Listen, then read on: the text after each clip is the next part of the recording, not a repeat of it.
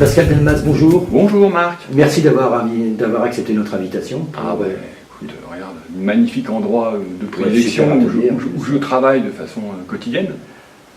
Une émission, vous avez dit artiste, et on aimerait bien te connaître un peu mieux. Tu peux parler un petit peu de toi. Ouais.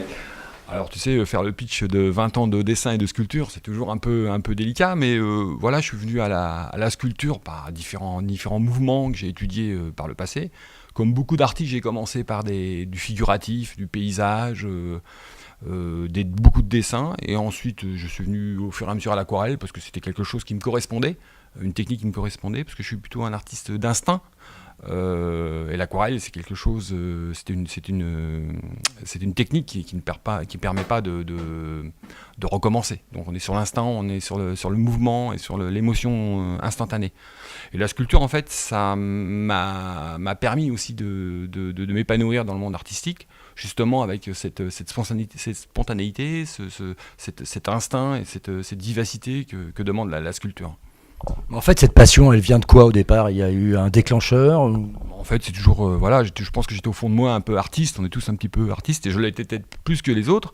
Et moi, je suis arrivé dans le monde artistique par le biais de différents ateliers privés, d'accord, hein, pour lesquels j'ai appris les différentes techniques, hein, et après, j'ai fait les Beaux-Arts de Paris, puis ensuite, je suis venu à Nantes, j'ai fait les Beaux-Arts à Nantes. Et puis enfin, je suis venu dans l'atelier de Max, qui m'a pris la main pour m'accompagner sur mon chemin artistique qui était propre au mien, quoi.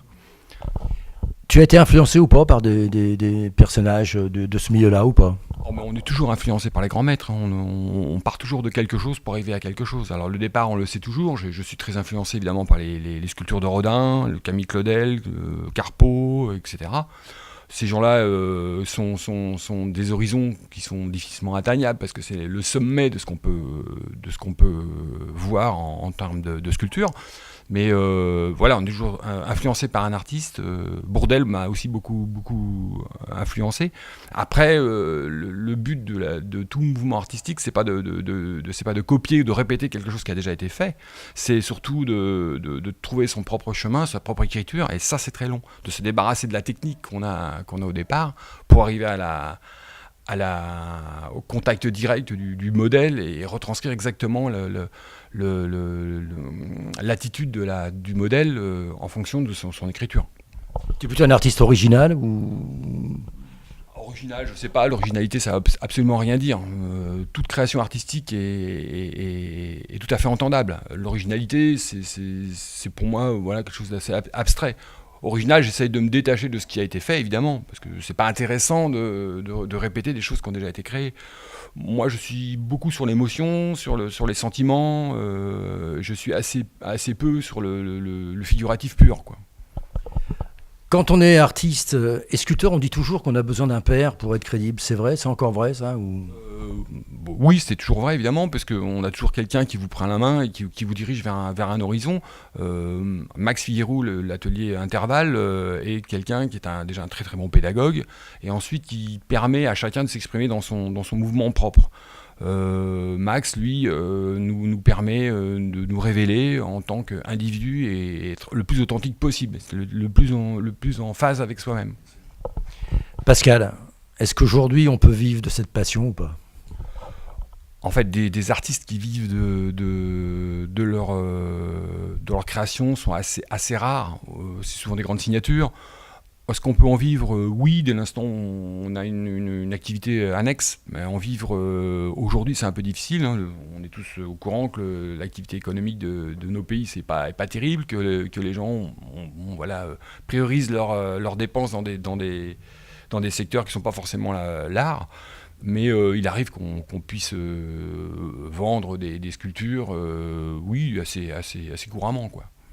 La création, elle te vient quand? Le fait de dire, voilà, je vais sculpter telle et telle chose, ou j'ai telle idée, ça te vient quand? La nuit, le jour, ou en fonction d'une instance bien précise ou pas? En fait, quand on crée quelque chose, il faut que la relation entre l'âme, le cœur et le modèle soit là. Donc, en fait, cet aliment de planète, on peut dire, il ne se dirige pas, il ne se commande pas.